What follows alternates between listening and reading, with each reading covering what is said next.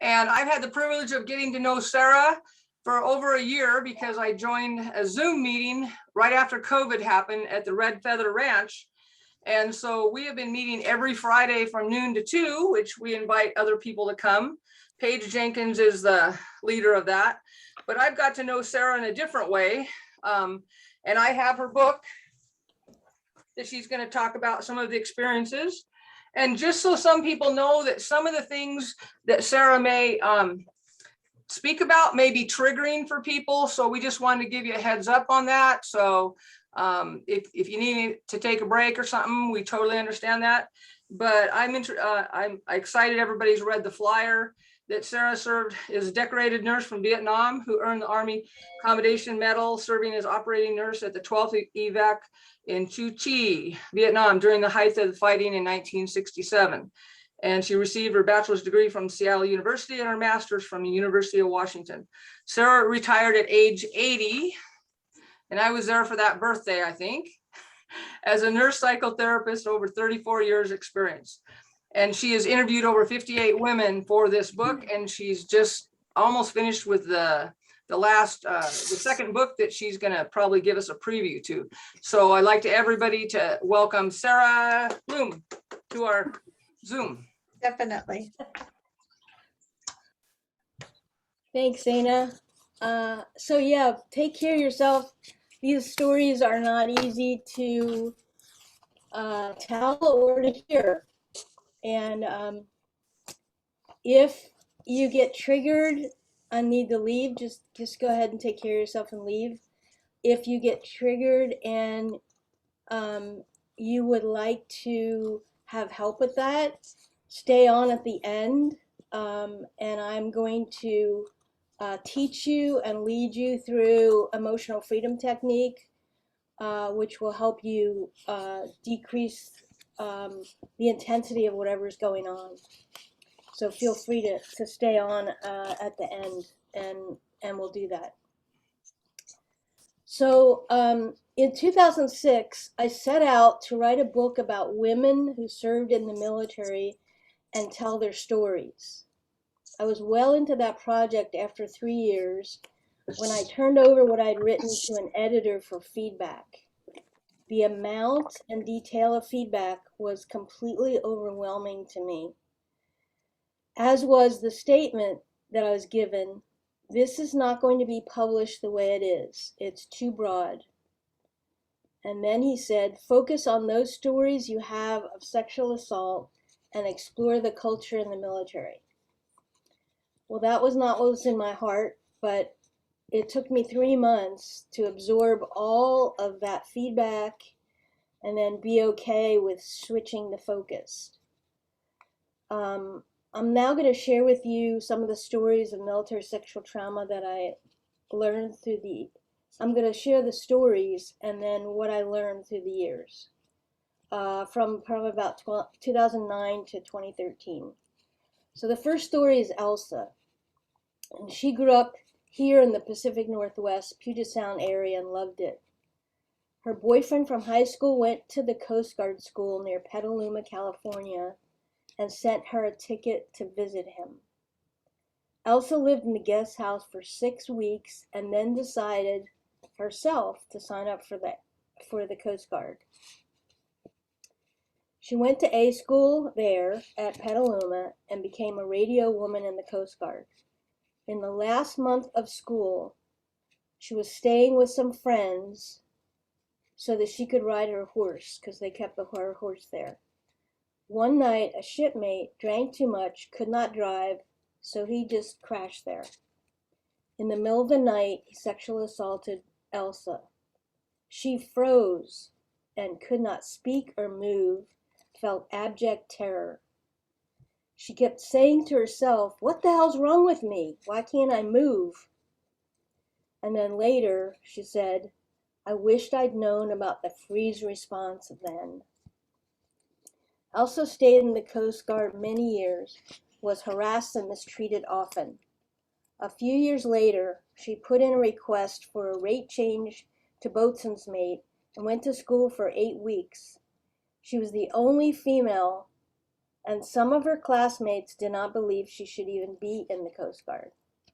She became anorexic, was working hard to succeed, doing extra time on boats and skipping meals. She lost 28 pounds, yet graduated #1 in her class. And you're going to hear this kind of thing often. Women excel in the military. So she graduated #1 in her class, and you would think that that would give her the option to have the assignment she wanted in her specialty. But no, she was denied. She was denied her choice of assignment in her specialty and was forced to be a firefighter in Kodiak, Alaska.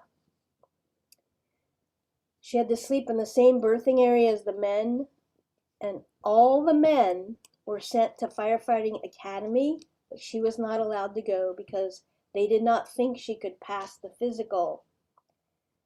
She was expected to do the same job as they were, even though she didn't get to go to the academy.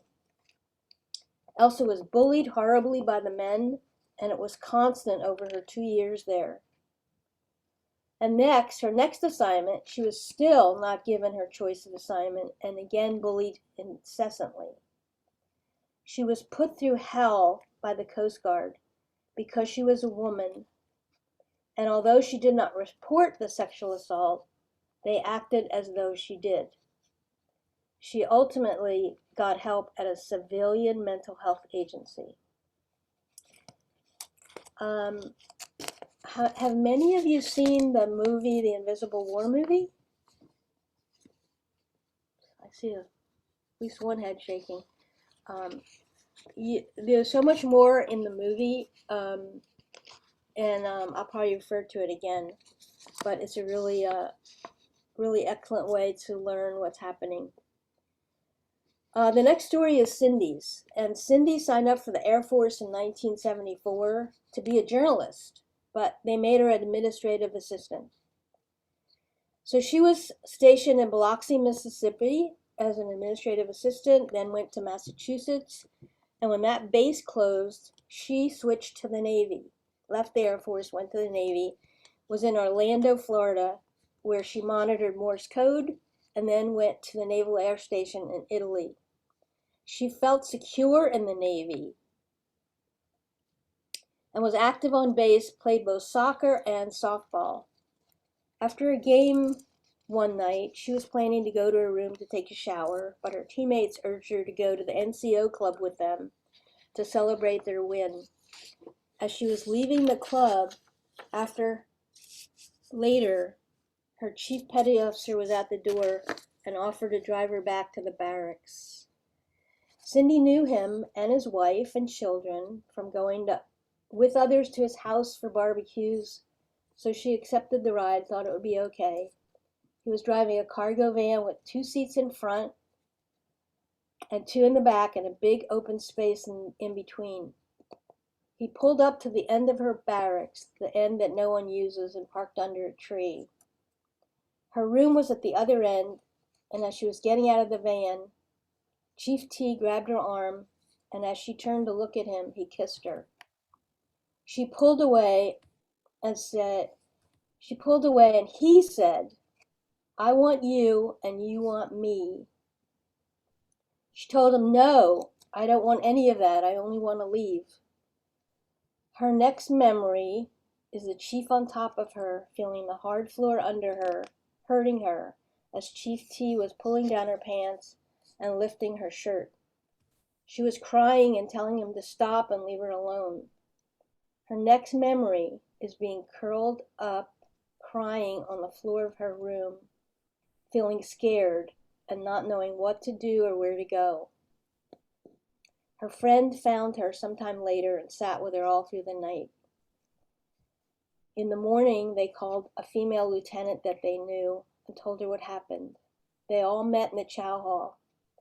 At some point, Chief T walked in, sauntered over to them, and said, "My wife found your ID in my van this morning. I told her you were so drunk that I gave you a ride home." He then walked away, cool as a cucumber. The female lieutenant was going to file a claim for her, but within 2 days, She was shipped off to a remote duty station, and 2 weeks later, they wrote a statement saying Cindy was drunk and disorderly. Neither Cindy, the lieutenant, or any of her teammates were allowed to give statements. Cindy was numb, shocked, and hysterical. She was later discharged with a personality disorder, and Chief T was promoted. So just let that sink in for a minute. I'm going to give you another story. This is Kaylee. Kaylee was in the Army, went to AIT school at Fort Lee, Virginia.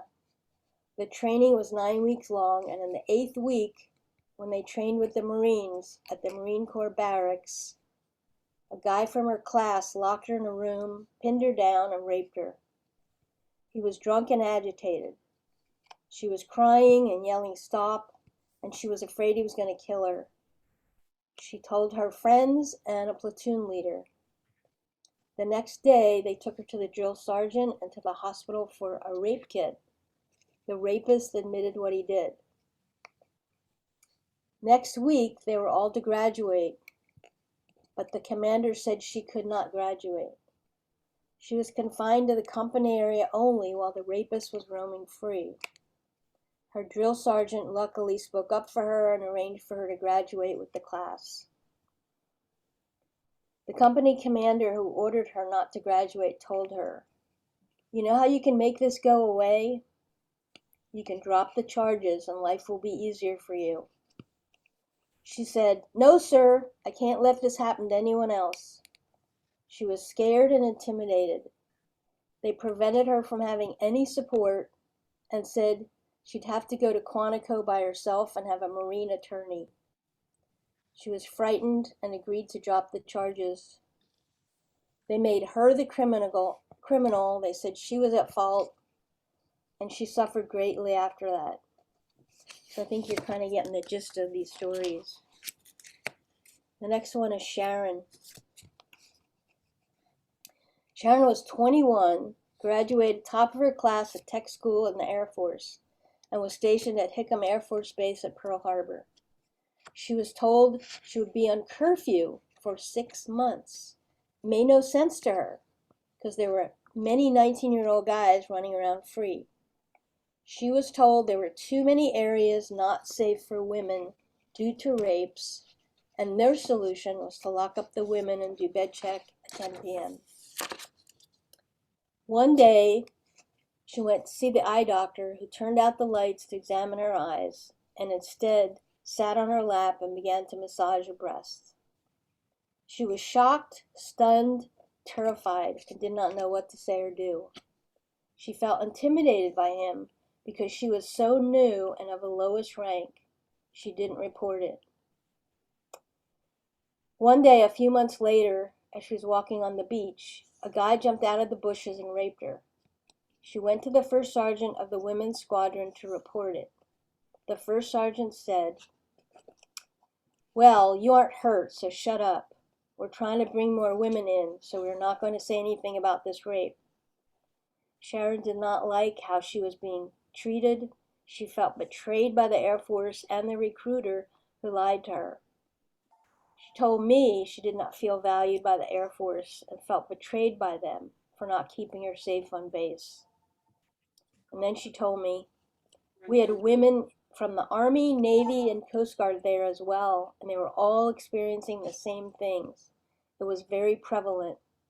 Women were not treated as equals, and there are extreme levels of misogyny." Okay, this next one's about Ellen. She's an Army combat medic at Fort Sam Houston, Texas. She told me that the men had a very negative attitude toward women in the military, and she didn't understand it because they all trained as equals.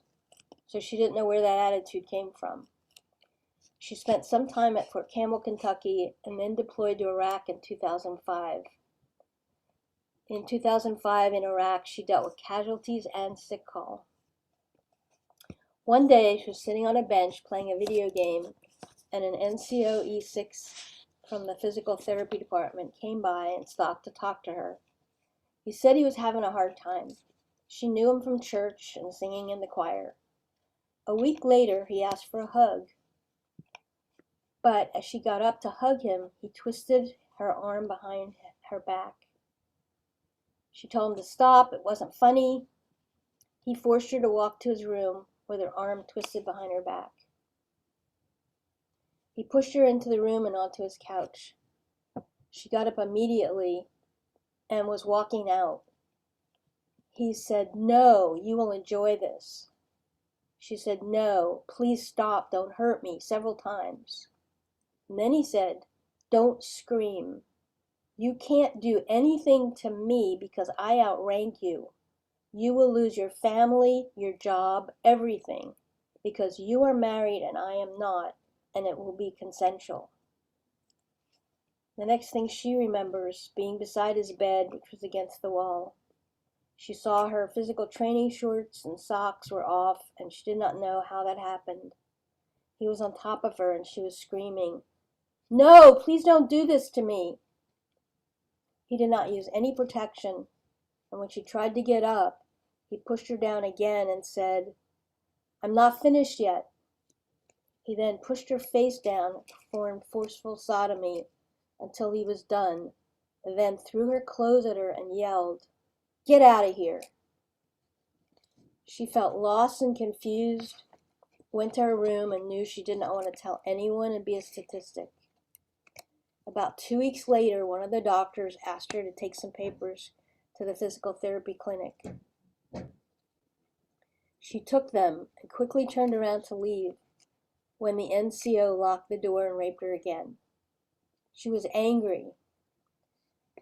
Then she asked a mental health worker what she should do about the rapes.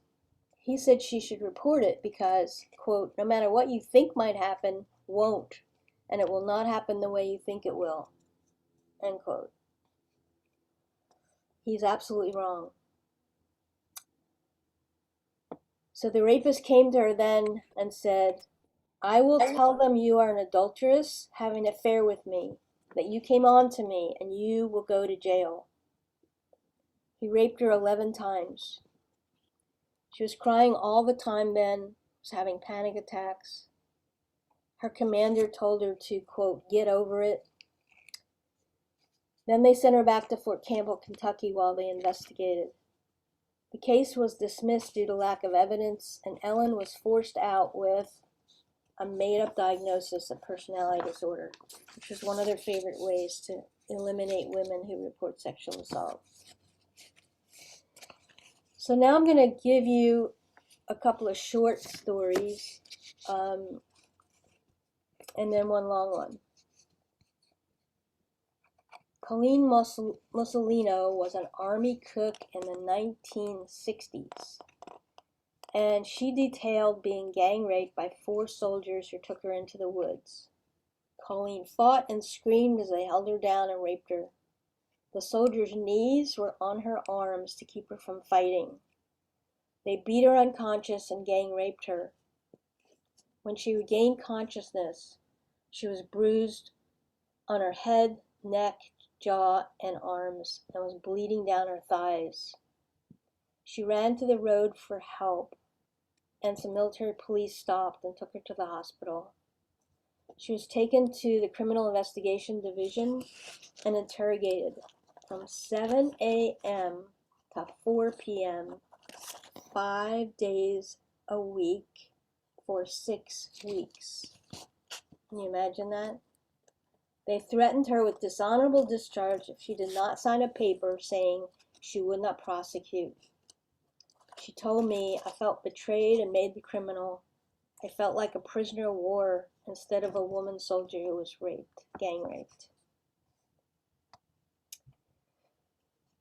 The next short story is Sharon Mixon.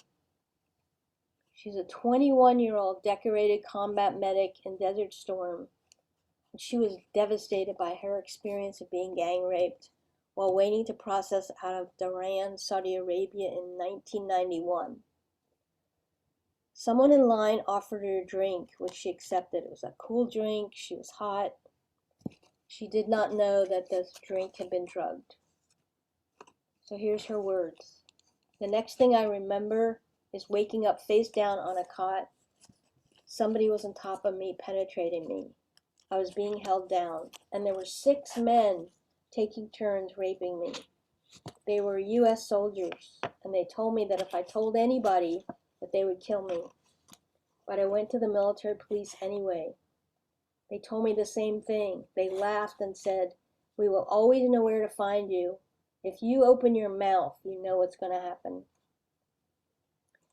Sharon Mixon was silent for 10 years and continued her military career until she began showing symptoms of PTSD from the military sexual trauma and then was hospitalized. She said of the military, quote, "I had been awarded a Medal for Valor in combat and went from being a standard-setting soldier to being something that they wanted to hide in the closet." Okay, now the next one's a long, detailed story, and it's the last one, and then I'll share with you the things that I learned while doing this. So Sally Griffiths, at age 17, right after high school, decided to join the Marines. Her parents were not very happy about her decision, yet they supported her when they saw her determination. She started boot camp in the summer of 1992 at Parris Island, South Carolina. She left basic training believing she could conquer any obstacle in her path. Her first assignment was to A School for the Military Occupational Specialty in Administration. She spent 14 weeks at Camp Johnson, North Carolina, and that was when she had her first awakening. She was in her barracks with her 2 roommates when the duty NCO knocked on the door and said the staff duty wanted to see her at staff barracks. She asked if she was in trouble. He said, "If staff duty wants to see you, you're always in trouble." She asked where he was, and he told her to go to staff barracks. Her roommates were there hearing all this. She put on her uniform, hat, and jacket and went. The building was across the grass. He was at the door waiting for her and invited her in. She told him she did not feel comfortable going in and needed to go back. He said, "You need help studying for your final exam. I have the answers. Why don't you come in?" Sally reiterated that she was not permitted to fraternize with her instructors and told him she was leaving and ran back to her barracks. Her roommates told her to report it. She didn't want to because she did not want to be put on legal hold. She was afraid because she had seen what happened to other women who had reported. Her roommates did report it, and when she was questioned by the company commander, she lied. She told him it never happened. And 2 weeks later, she graduated with her class. Her first duty station was in Okinawa, Japan, where she did administrative work for the company commander. She was at Camp Schwab for about 8 months and was one of 6 women on the whole base. They were labeled whores and dykes. A few of the men treated them like sisters, looking out for them and treating them with the respect they deserved as fellow officers. Yet, from the moment she got there, her superiors hit on her. In the next room from her was Sergeant W., who was good friends with her roommate. He flirted with her, yet she never returned any of his flirts. One day he came in, laid down on her bed, and put his hands down his pants and said, "I know you probably want some of this, and I would give you some, but you're probably going to tell everyone." Sally was shocked. He was close to 40 years old. She was 18 and away from home in a foreign country. She said to me, "That was not right." Another day, he followed her into the women's restroom and cornered her up against the wall, then tried to kiss her. She slapped him and told him to back off. He looked shocked and walked out. She went back to work, and he acted as if nothing happened. She went to her gunnery sergeant, Sergeant W's superior, and reported the incident. She filed charges against him. They brought out an independent investigator and interrogated her for about 2 hours. They told her that her perception was wrong and reprimanded her, telling her she was insubordinate. Nothing was done to either of them. She was threatened with an Article 15.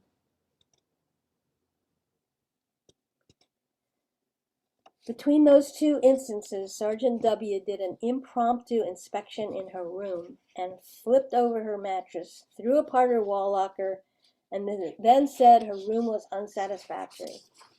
She was mad. She knew that was not right. She went and did the same thing to his room. She was sure that's what they meant when they said she was insubordinate. She's pretty feisty. They never did anything to him or her. She had a hard time at work with him in the same office.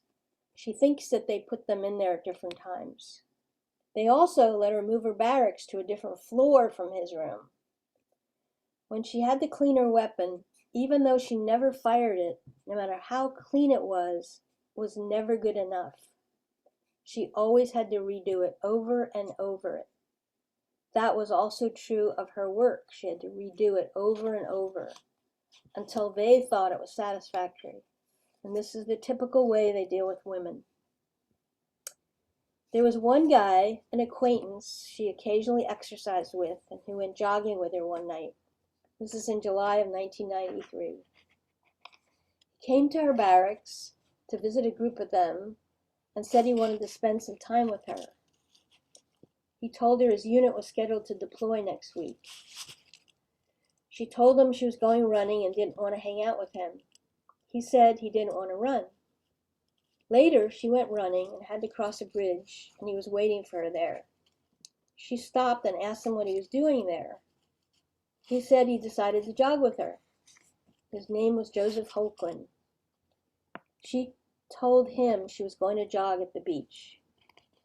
It gave her comfort to jog on the beach, because when she was little, her dad would take her to the beach. So being alone in Japan without her family, the beach by the water gave her comfort. It was starting to get dark, so Joseph went up to the barracks to get a flashlight.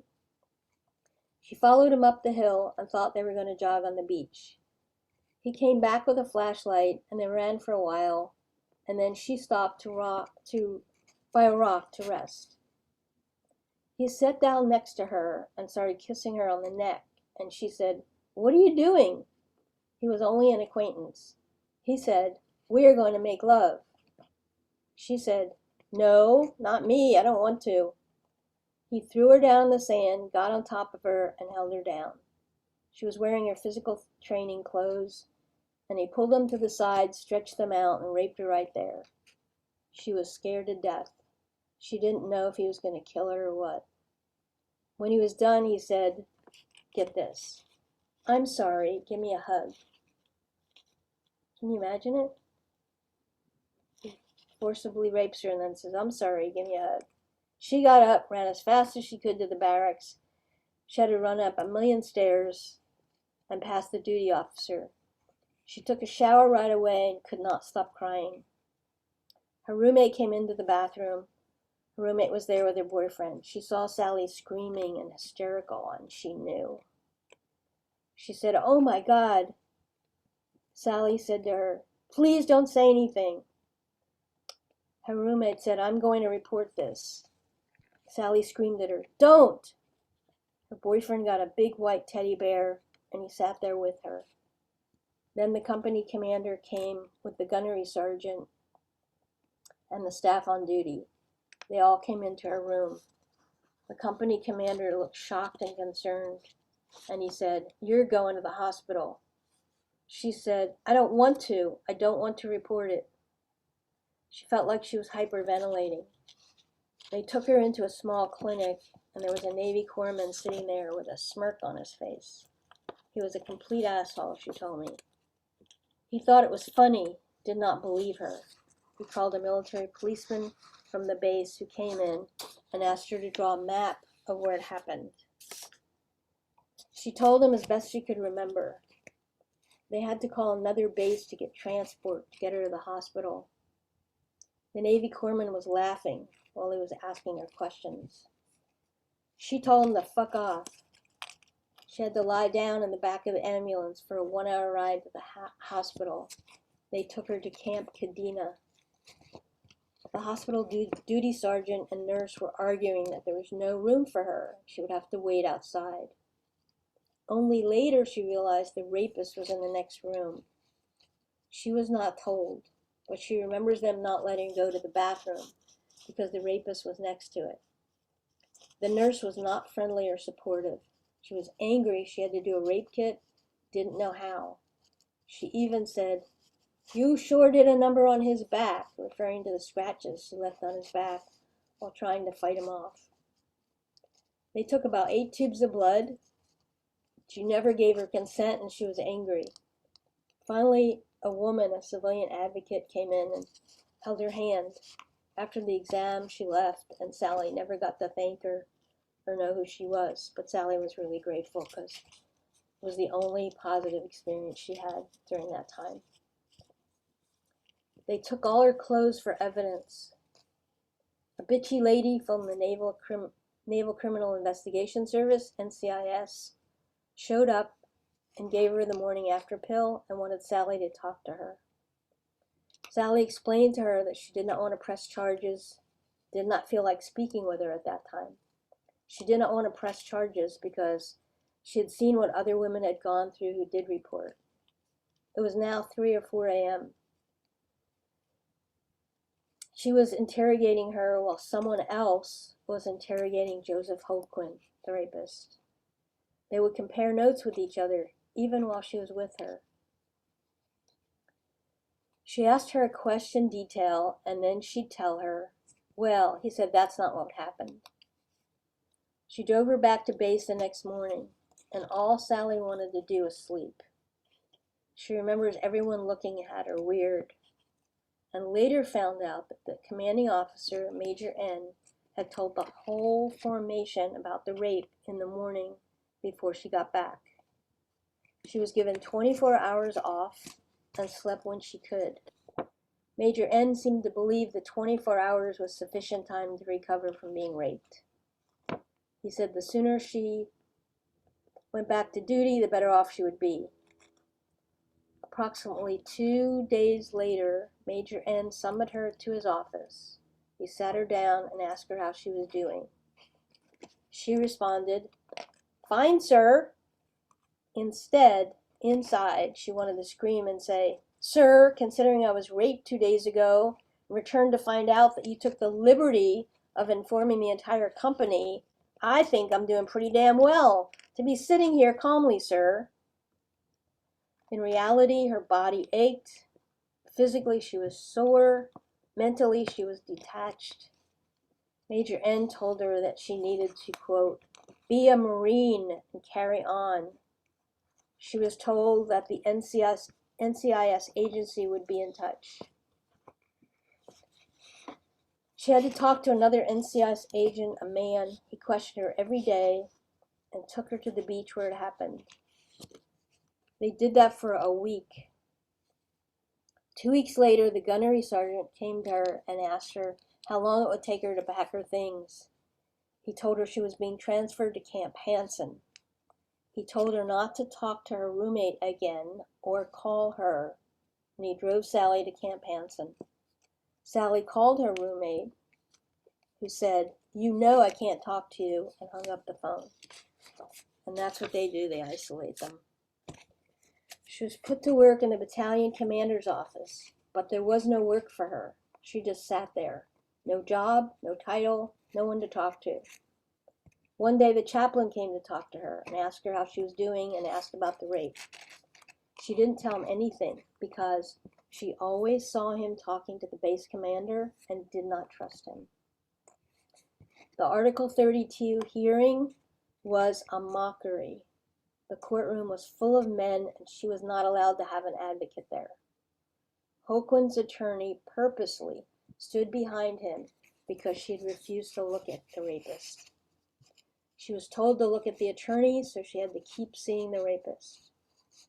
The attorney held up her clothes from the rape. When she found out later they had all the evidence and his confession, She was so very angry and yelled, "Why did they put me through all that?" That was when Sally started cutting herself. When her feelings got so strong and intense she could not talk about it and had no support, that was all she could do. The physical pain of cutting was a relief from the emotional pain. She had no control over the situation and did have control over her pain and her body.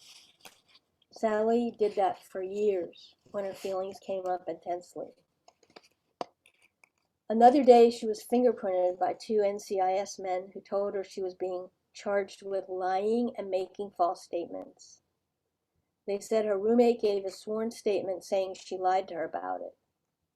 It looked like her roommate's handwriting, but she didn't know because she never got to talk to her. Sally went ballistic and screamed, "When are you going to stop fucking with me?" And she turned over a chair. That day, she was physically and emotionally distraught. And that was when a woman sergeant major in her office called her in and said, "Close the door. I just want to tell you something. Be strong. Hang in there. Personally, if it was me, I'd take an M16 and blow his balls off. But I'm not telling you to do that." Through this entire experience, the only man that showed a single ounce of compassion was her attorney, Major A. He sat at his desk, leaned across, and asked her to look him in the eye. He said, "Listen, I don't care if you ran across the squad bare naked. No one has a right to do what he did to you." That night, she took all the pills she could find and tried to kill herself. Someone found her, took her to the hospital, where they pumped her stomach, and then sent her to the psych ward. NCIS came to visit and brought her bags of clothes from the night of the rape. He was releasing the evidence to her. When she got out of the hospital, she went back to work, was told to watch the phone when others went to lunch. She found a filing cabinet with NCIS files and found the keys. She looked through and found the file for her case. She saw the confession from Colquhoun and his polygraph test. She took it to the copy machine. When the commander came in, she stood at attention, saluted, and said, "Good afternoon, sir," and kept going copying it. She put it in her pocket and mailed it to her dad the next day. The confession happened on the first interrogation, and she was never told. She called her attorney, and he told her all the charges against Colquhoun were being dropped. She later learned that Mr. Colquhoun received several promotions and served an additional 6 years in the Marine Corps. So how about if we all together collectively take a couple of deep breaths and let that go? Because those are painful, really painful. Another deep breath. Okay, now I'm going to tell you what I learned. 12 things. So I learned this over these years from 2009 to 2013. Number 1, there is a culture of abuse toward women in the United States Armed Forces. It's been going on for decades. It undermines readiness and morale, destroys the health, lives, and careers of valuable women soldiers. Number 2, sexual assault is rampant in the United States military. Our servicewomen in all branches of the military are assaulted regularly with impunity. They're like 20,000 a year. It's been calculated out to be approximately 1 every 20 minutes. Number 3, if women report sexual assault or someone else reports it on their behalf, they are punished harshly while the perpetrator is protected, promoted, and permitted to continue inappropriate, abusive language and behavior. Victims are isolated from all support, ostracized, and publicly humiliated. 62% of the women who report sexual assault are retaliated against severely. Fourth thing I learned, 95% of the rapes and assaults to military personnel are from repeat offenders and serial rapists. The military response has been completely inadequate and has engendered even more of these. Our military is a target-rich environment for sexual predators. Hate to say that, but that is the truth. Number 5, because women are so demeaned and diminished by our military and are considered government property, there is no justice for them. The United States Armed Forces seems to be giving a strong, repetitive message that justice in the military is only for those they value, which all too often are the perpetrators, who make themselves look good like they're ideal soldiers. The military justice system at every level and all the way up to the Supreme Court gives immunity to rapists. Number 6, when a rapist confesses, the military ignores that confession and instead charges the woman with making false statements and puts her through yet another violation of her rights and makes her life a living hell. 7th thing I learned, military sexual assault is a deep wounding and betrayal that occurs when a soldier is sexually assaulted by a fellow soldier or superior. Women are told they can rely on these men to protect them in combat. These are the men they're told they can trust to, quote, have their back. Women are drilled on this in basic training to rely on their buddy soldiers and commanders. Number 8, male attitudes toward women are dismissive, arrogant, disrespectful, and demoralizing. Men made it clear that women were not wanted in their military. They claim it's theirs. Men tend to see women as government property for them to do with as they please. That attitude was very widespread from the lowest to the highest ranks. Threats and intimidation tactics are used to coerce women into having sex with those of higher ranks. Number 9, male soldiers of all ranks who assault their sister soldiers are proving they cannot be trusted. They are not protecting women soldiers. They betray their trust, hurt them deeply, and show they are not trustworthy in battle either.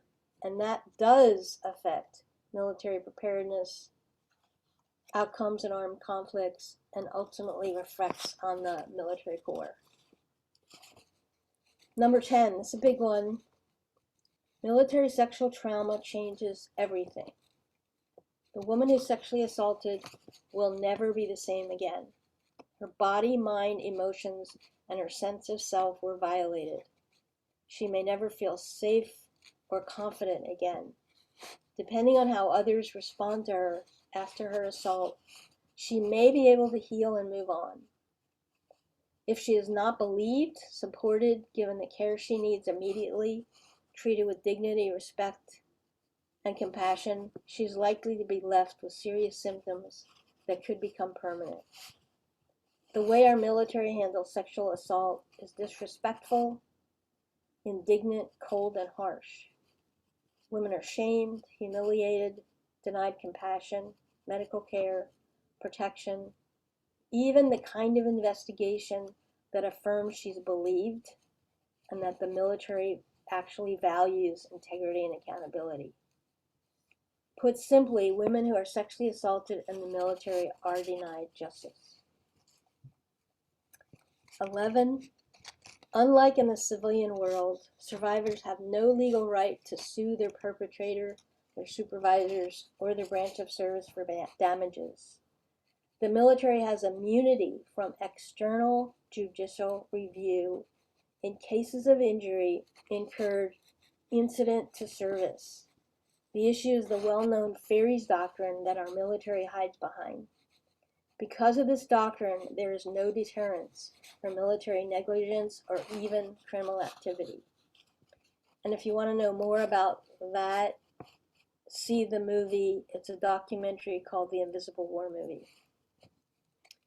And then the last thing, number 12, reporting sexual assault in the military is brutally intimidating. Perpetrators often guarantee a victim's silence by threat of retaliation. Oftentimes, commanders are the perpetrators, or they're complicit in covering up these cases. So, that's what I have to share with you. I'm open to questions, comments, and then when we get to the end, if there's anybody that wants to have help dealing with whatever's coming up for you, we can take some time and do that. I'm willing to teach you emotional freedom technique, which is called EFT, and it's a great tool that I think helps everyone. It's a very helpful tool to have. So let's go ahead. I don't know if anything's in the chat that I need to respond to, but I haven't not been able to look at any of it. So if there's anything in there, just speak it out, and just feel free to ask any questions, make any comments. I'm open to whatever you have to share.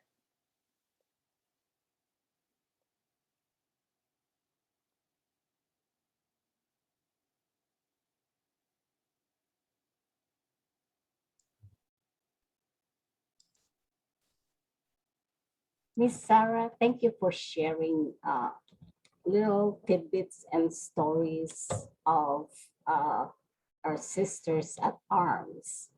I know this has been an ongoing issue, not only for past, it will be for the present and future women veterans. That's why I belong to a national organization, which is the Association for State Women Coordinators. And this is one of the things that I have been advocating up in the hill. You know, like, I know when I went in the military in the early 80s, we were never taught about sexual harassment, what entails it, all those kind of things. And what is the process if you were in that situation? So I know, I mean, like, I was sexually assaulted when I was in the military, and it was very hard for me, not only the culture that I was brought up, but being of Asian thing, and you know, like on your story, I can relate to one of them, and it was hard for me to come out and openly talk about it. I thought that this is the skeleton in my closet that I would take to my grave. And as years progress, you know, I bury it in my mind, but there was triggers. And finally, a couple of years ago, when I went to our national training conference, we had a session that, you know, really elaborated and talked about MST. And I couldn't stay. I only stayed for 10 minutes and I have to leave because it was triggering me.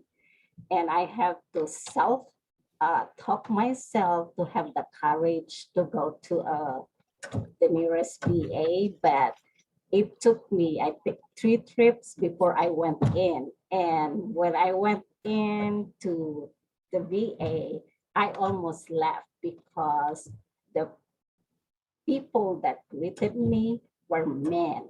So I have to tell them, like, I'm gonna be waiting outside. So if my name is full, can you please come and get me? And it was, I mean, like, it's really very hard when I have to tell my story again. I felt that I am going through that, whatever happened to me many years ago. So it's, I mean, I'm on my journey, and I felt that sharing my story is part of my healing. And I'm very thankful that I have, at the VA, I have a couple of good doctor and therapists that gives me tools that when, the triggers or stuff comes up that I can do, and stuff goes like for a long time. I mean, when the triggers start coming out, I was unsociable. I didn't want to like hang out with people I don't know. So I only hang out with my family and friends that I know. So like everybody was asking me like, you used to come to the party, my parties and stuff like that. And I always find excuses. So it's, I tell my fellow women veterans, not only, every woman that suffers that, you need to get help. No, I mean, help is out there, but if you don't voluntarily really go, then it's no good. So thank you so much, you guys, for hearing my story. I am not comfortable, but I have seen you all different stuff. And this is one of the things, as a woman veteran, that I really want us to help our sister at arms out there to, to go and seek help and stuff like that. I mean, I feel that since I came out and talk about my stories, a lot of women, I've been receiving emails, calls, asking me like, how did I cope with it? What is my advice? And I feel more authentic and saying that because I had walked in that similar shoes and I felt that in the end, they always tell me, said, you know what? Thank you for listening to me and sharing your stories and how you have dealt with it. Thanks, Eliza. I know it's hard. It's hard to tell your story. It's hard to go to the VA and be around men who look at you in certain ways. One of the things at Seattle is they have a women's entrance, and that makes it easier for women with MST to go in the women's entrance. There are so many different aspects to healing from MST. It's hard to name and go over all of them, but telling your story to other women is helpful, and telling your story to like therapists that listen with an open heart and an open mind, and where there's no judgment on you for any of it. That's really important, to have a safe place to be able to share what happened to you and give the details. It also helps to have a service officer that you can trust, that you can talk to, and who can also help you with filing a claim. Yes, that's very true. Because the one thing that I was very fortunate to join my director at her national conference last month. And unfortunately, the secretary of the VA wasn't available. They usually come and speak at her conference, but it was the second in command. And I told him, I said, sir, it's really good that there's posters in your facility, her care facility, about how harassment is not tolerated, all those kind of things. I said, you all have all these grandeur things to be, sensitive and respect women that comes to your doors. But the ultimate, I said that communication doesn't really go down to the person that is really in the front, helping veterans. So you need to like ensure that like hire people like a secret shopper and see how its facility, the different facility is what you call that, treating women. And I know the VA they also have, because he told me, oh yeah, there's a committee on women veterans. I said, yeah, I know about that. And I had suggested to them that, you know, when they, let's say they come to our neck of the woods, I told, because I asked them, what do you do when you go to inspect, like, let's say the VA Puget Sound in Seattle? They said they just go to the women's clinic, observe what they're doing, and then like what is going good, what is going bad. And then so I asked them, I said, so do you guys like talk to the women veterans that are in that clinic that they to get their insight on what's going on, what is the good, the bad, what can they improve at? And they said no. So I said, why don't you guys do like a mini town hall when you are in whatever city, state you're in, and ask women to come and talk to you guys on what can the VA do better. I know they just hired a new director for the Center for Women Veterans. And I was telling her I had the privilege of meeting her last month and this month. And I told her, I said, you know, like part of your job, you need to go and talk to women veterans. Don't be like in your office and just hear it from the people, that you have to go there and see it for yourself and what's going on, because you are charged for our people. Sorry if I'm talking so much. I'm just sharing my stuff. Anyone else have any questions or comments? Yeah, this is Sharon Kirkpatrick. I'm a volunteer service officer, and when I talk to women about claim, they want to file a claim, but to put it into writing is sometimes just too difficult.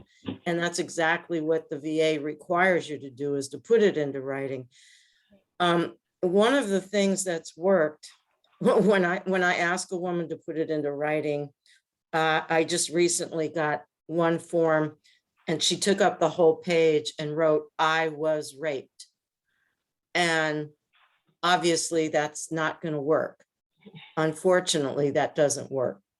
So I ask the women talking to me that trust me enough to tell their stories, and I write as they talk. Mm-hmm. And then I ask them to look at what I've written and correct what I've written or anything that's missing. So it's important what you're doing today, because I see that as the voice. You're being the voice for the women that we're talking about, we're trying to help. And it's not always sincere on the part of VA. It's not sincere on the part of accredited service officers that are the controllers of what goes in or what doesn't to help somebody. So anybody's advice in this group is good for how to get those claims taken seriously. Yes, and there are, there's one woman that's on Facebook, Kathleen Hoffman, who knows probably about as much about success with those kind of claims as anyone, and you can always reach out to her. Susan Avila Smith used to do a lot of that. She's in Mexico now. And along the way, you might find others who are used to working with MST claims, because they're much harder than any other claims, I think, to get through. And so it's really important that if you do have that kind of a claim, that you work with those that know the best things to say and the best ways to do it, to get them through. The Invisible War movie, when they were filming that, Susan Avila Smith and I were both there, and we were working with the women who were being filmed and who were telling their stories, to help them as they were going through that process. And I just was laughing and remembering that one night before we left there, they all ganged up on me, and they said, "Have you ever filed a claim?" And I said, Yeah. "No, No. I don't need to." And anyway, needless to say, after that I did, and Susan helped me. We met at a library in Enumclaw, Washington. Anyway, that's an aside, but let's keep going. Any other questions, comments, concerns, anything that, Zaina? Yeah, Sarah, two things. I was not raped or assaulted, but I worked in a hostile work environment from 1976 to 1983. And I was sent to mental health and stuff, and that was not in my medical records. But I had calendars and things that I had written down in situations and wrote that up. So, and what I recommend to people that I help volunteering with claims, you got to write the highlights. You don't have to say all the gory details. And I think so many people, you know, I have not been such a traumatic situation like that, but mine was traumatic enough for me. And so it's just write the highlights, and then things kind of start going. So that's just my statement about me. I put back 10 years ago, I put in for a claim, and it took 6.5 years to get through the whole thing. And I did get the disability for anxiety and depression that was stemmed from that time in the service. So you don't get a claim for MST because that's a situation that's not mental disorder or whatever. So my second question is, Sarah, with all your vast knowledge and experience, how can we prevent this from happening to next generations? What do you see that could help the government, the military? I know it took me a long time to set boundaries. I think boundaries is a big thing, but in the military, you're kind of told what to do and you can't say no sometimes. So what do you see as how we can change the climate? Yes, we have these situations, but how can we help change the climate with that? It's the whole culture. And it's been so embedded and it's been there for so long that I honestly, it's an overwhelming task to try to change that. The way that I've been going about it, I went to Washington, D.C. A couple times, and I spoke directly with a lot of the women in Congress, uh, and I was promoting the Military Justice Improvement Act, and I'm actually still doing that. I haven't stopped doing that, and so keep your eyes out for any information about MJIA, Military Justice Improvement Act. The main thing we need to do is we need to take reporting sexual assault out of the chain of command. As long as it's in the chain of command, there is no way anything's going to change. But if we can get that started, at least women are safer in the military, somewhat safer because it's out of the chain of command. But we really need to have independent prosecutors, and the MJIA actually addresses a lot of that. And Senator Kirsten Gillibrand from New York is the one who promoted Military Justice Improvement Act. And in the House, it's the representative from California. What's her name? She has the STOP Act, STOP. And I can't think of her name right now. Sorry, I'm 81, so those kinds of things are hard nowadays. It'll come to me, but yeah, it's a huge problem, and I think as long as there's so much retaliation, that it's not going to change. So we have to take like one thing at a time, I think, and work on it because it's an entire culture. So the starting place from my perspective was MJIA, Military Justice Improvement Act. I also, I did notice one, oops, I noticed one thing in the chat about the parade. I do have the old they're not flags. It's like a sign that women march with through MST. You mean the banner? Banner, the banner. Yep, I have it in my garage. It's way up high. I can't get it, but somebody tall and who's willing to climb a ladder can get it. And so I have all that stuff from Susan when she left. She gave it to me.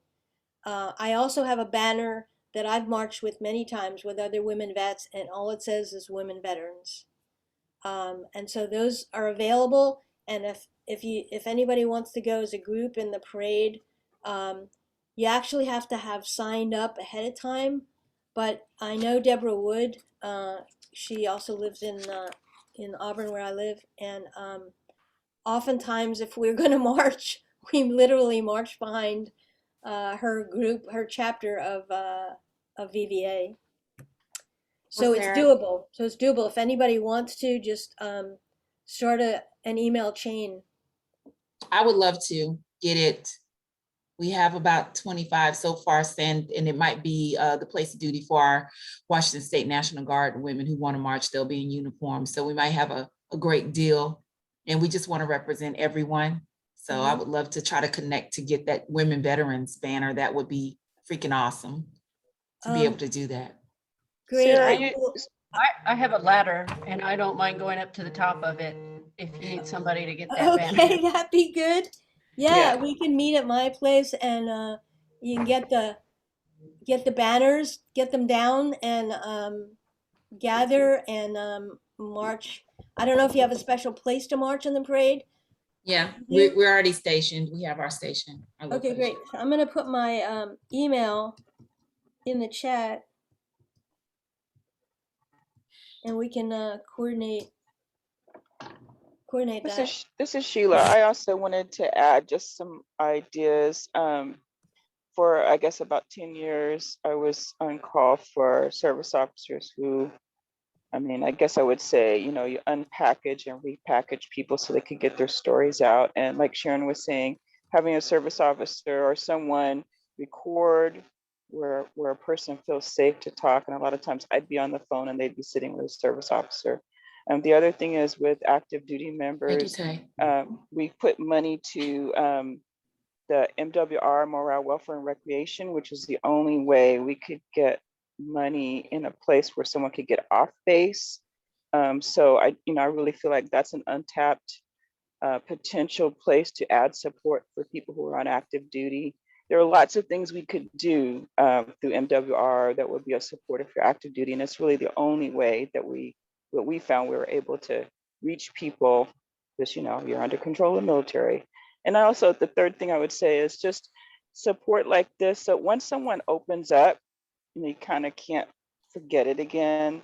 To really continue these types of circles so that someone can both share, be unburdened, and also be a support to others. And I think it can grow and really create more of a healing environment and what things people have done to help themselves so that we can share with each other and let this not be just a conversation, but actually a support network.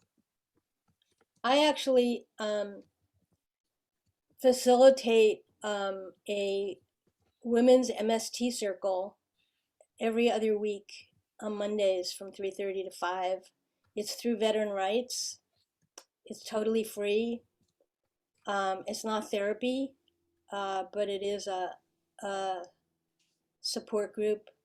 And there are women that come from all over. We meet on Zoom, and I usually give a prompt, and then and there's no requirement to respond to the prompt, but I give one so that they can think about it. I usually send it out like on Sunday night before we're going to have our Monday circle, and it's every other week. And we, the women that are in there have been relatively consistent and have gone pretty deep with their experiences. And over the time that we've been doing it, I can actually see them being clearer and more empowered. So I'm really proud of that, and I have a commitment from Veteran Rights to continue to do it. So it will continue. So yeah, Monique put the link for Veteran Rights in the chat. You can go there. You can contact me. I put my email in there, nursescribe@q.com, and you can always reach out to me, and I can facilitate you getting in that group if you wish to.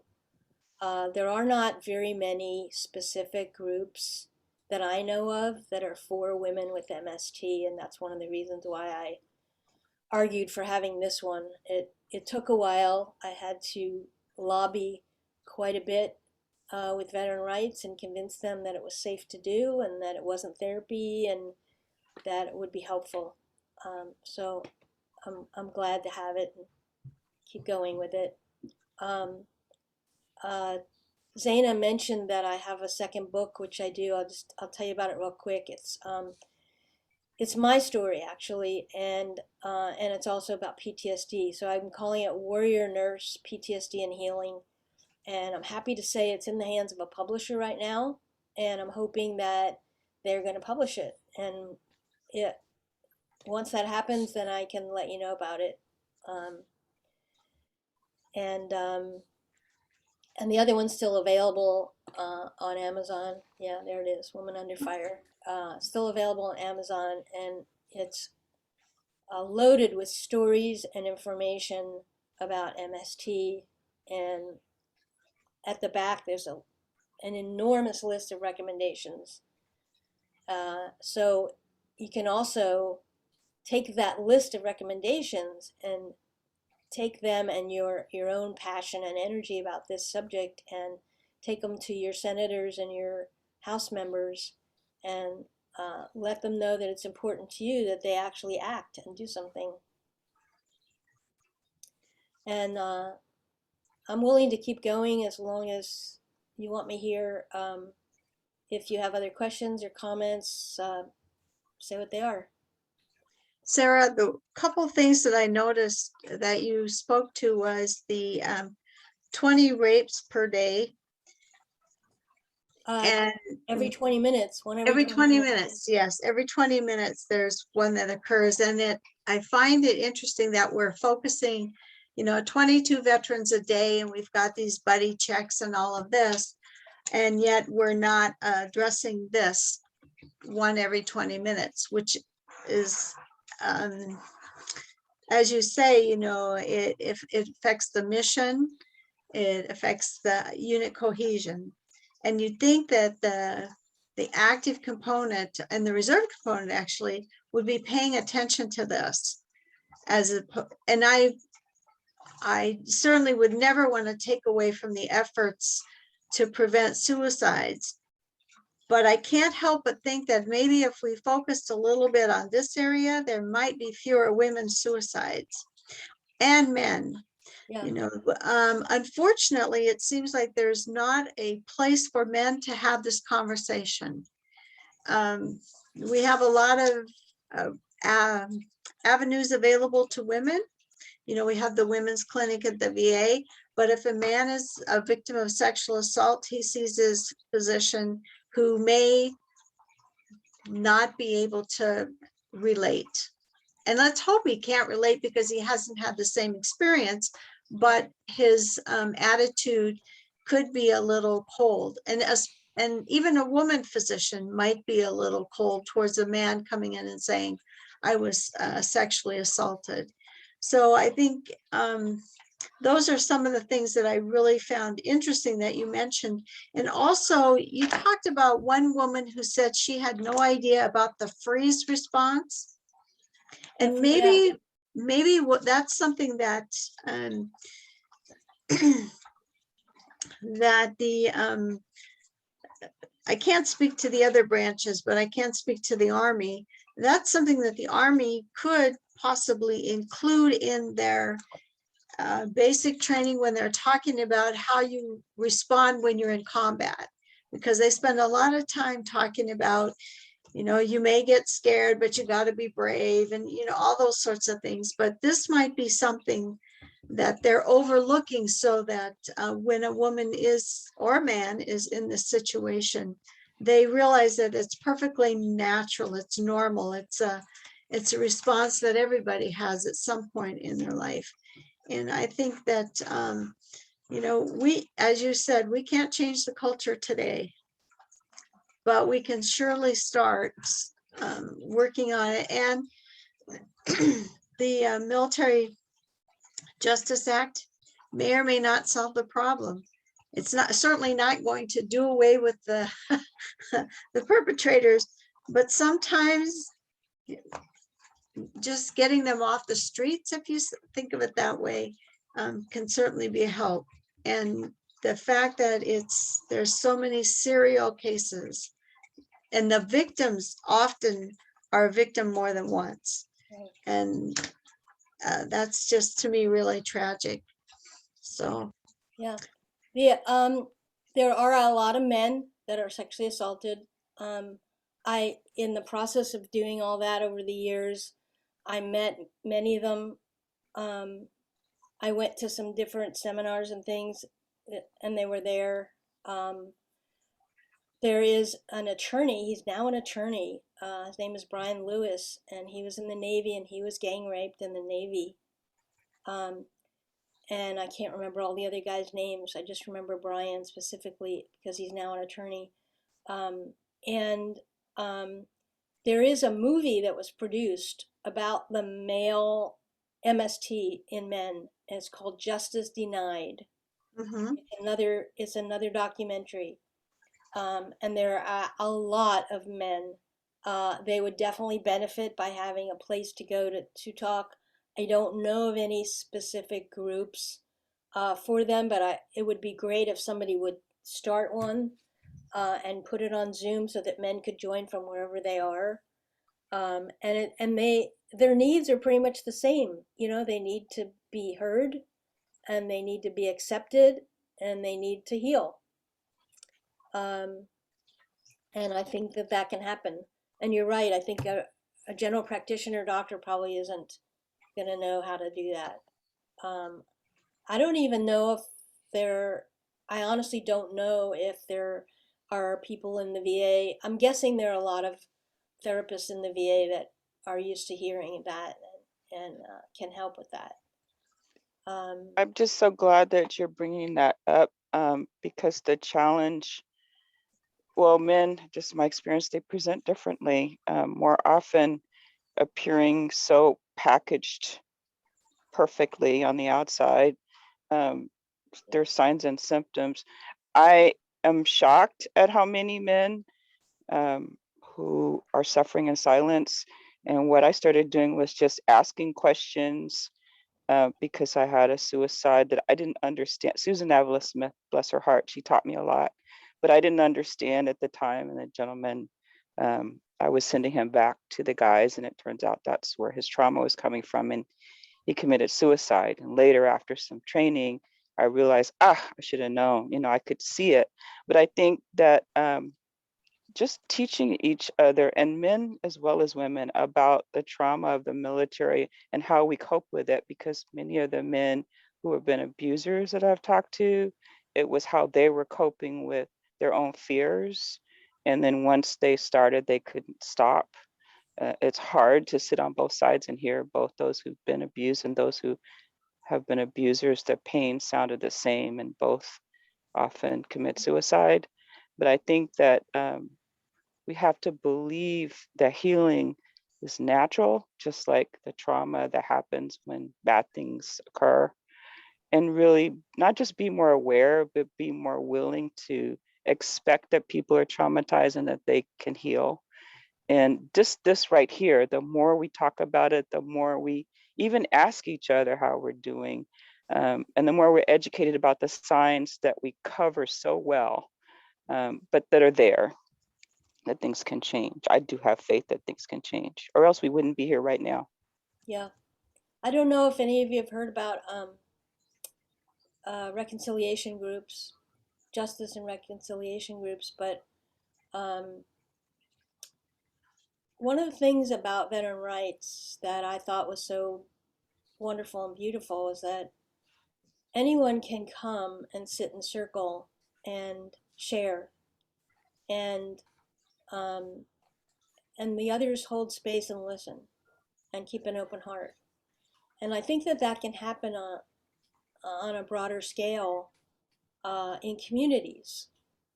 And it could happen like in the veteran community, for example, that we have circles, and it for now it could be on Zoom, and we basically just hold space for each person to share what's on their heart, what's in their mind, what's coming up for them.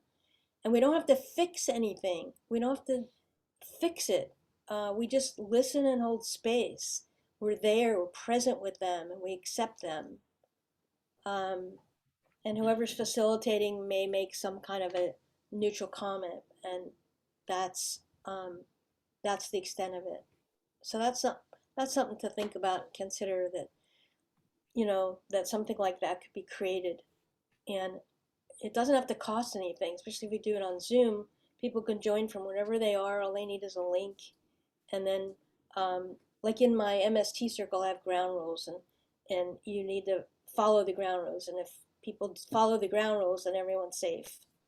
And I've never had any problem with that. But the same thing could be true in these circles of listening, reconciliation, whatever. I think for somebody to come face to face, even if it's in a Zoom with their perpetrator, their rapist, for example, that they would need to have done a lot of preparation and maybe therapy to get to the point where they could handle that. But I do think that that is doable, because I've done quite a bit of reading about these justice and reconciliation groups where people were literally murdered. Different tribes fighting with each other and murdering each other, and then coming together and sharing what's inside them, what's on their hearts and what's in their souls. Oh, cool. I'm looking at the clock. It's about 10 minutes to 1, and I really want to make sure that I give you this EFT information. So if that's okay, I'm just going to go ahead and share a little bit about what this is, and let you know that, so Zaina, if anybody wants a copy of this sent to them, if you could send it through, I could send it to you and you could send it to others. So if you could let Zaina know, then you could have a copy of this. But for now, what I like to do is just share a little bit of information about it. And then if someone wants to volunteer, I will take you through it. So it's called Emotional Freedom Technique. And as a therapist, I'm retired now, so I'm not doing therapy anymore. But when I was doing it, I learned all kinds of very complicated techniques, complex things and therapies. And when I learned this, I thought, well, this is so simple, anybody can do it. And so it's become like a favorite tool of mine ever since I learned it. So it's based on Chinese medicine, the understanding that just like blood and oxygen flow through your bloodstream, energy flows through your energy meridians of the body. And so we can tap into those energy meridians with this process and help ourselves calm down when we need to. So the brain and the body really don't know the difference between past and present. So all of our wartime memories, including sense stimuli, live in the cells of our body. Anything can trigger the release of memory with full intensity. Those triggers are unpredictable and they catch us off guard. Once triggered, we can literally relive the trauma as though it's currently happening to us. That's all natural, normal. But when that happens, we're no longer in current reality. The trauma that we've had leads to our need to control the environment, because when we were traumatized, we had no control over anything. So when we have that need to control the environment and there are many unpredictable triggers, it adds to our stress and distress as veterans. When the limbic system in our brain is constantly overwhelmed, we don't have access to our ability to think, problem solve, and act rationally. EFT, which I'm going to teach you, neutralizes the chemical and physiological reactions in the body to traumatic memories and pain. Trauma and anxiety disrupt the flow of energy through our body, and EFT, which I'm going to teach you, restores the balance. EFT can also reprogram our subconscious beliefs, and it can rewire the disturbing memories that come back to us from trauma. EFT can literally break the connection between the memories and our body reactions, because they're connected. So we break the connection with EFT, and you want to do that, so your body's not reacting when you don't want it to. Symptoms of trauma are caused by disruption in the energy system, and EFT restores the balance. So EFT can actually reduce symptoms of anxiety, depression, panic, insomnia, headaches, feeling out of control, and it creates a feeling of calm and restores more normal function. So here's how it works. The first thing is you want to identify what you're experiencing in the moment. If it's like anxiety, then you want to measure it. And so you probably know what it feels like when you never have anxiety, when you're not having it. So that's 0. You also know what it's like when you're maxed out and it's at the top, which is at 10. So between 0 and 10, you give it a number. And that's important. You want a baseline. You want to start out knowing where you are with it. So is there anybody that's having an experience right now that wants to go through EFT with me? And I'll just walk you through it, and then everybody can see it. Let's see. Anybody?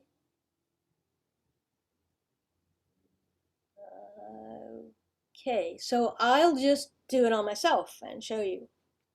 And then if you ask Zaina for a copy of this, then you'll have it, and you'll have all the points. So the first one is on your hand, side of your hand. Take 2 fingers, tap between the bottom of your pinky and your wrist, right in there, tap like that. And the important thing about EFT is there's a phrase. You're going to tap a phrase with the tapping. And that way it's going to bypass your conscious mind, and it's going to go right in and be able to help you. So I'm just going to ask again, is there anybody else wants to go through this with me right now?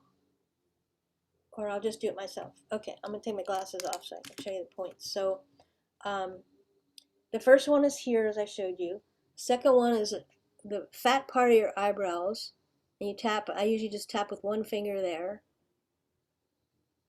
And then you go to the side of your eye, and there's a curved bone here and a curved bone here, and they meet right in a crease right in the side of your eye.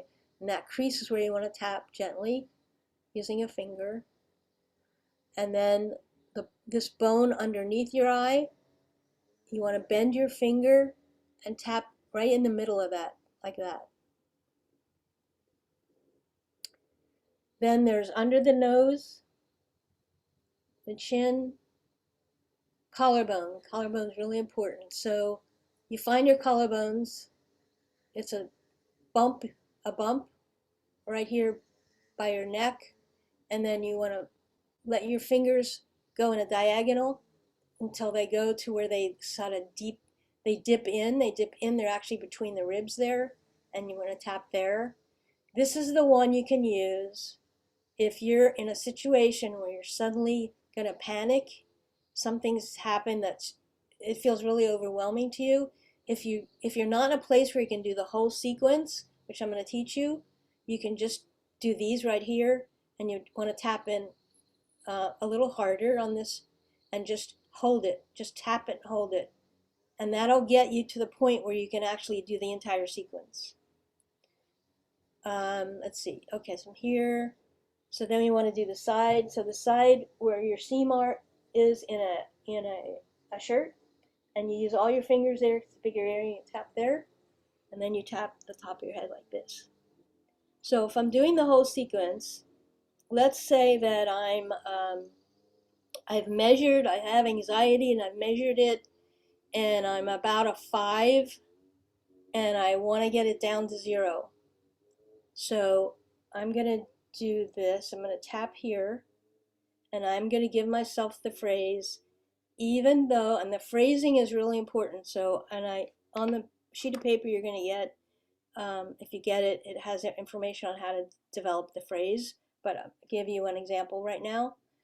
Even though I have this anxiety from hearing the stories of women with military sexual trauma, I know that I am safe right now and will continue to be safe.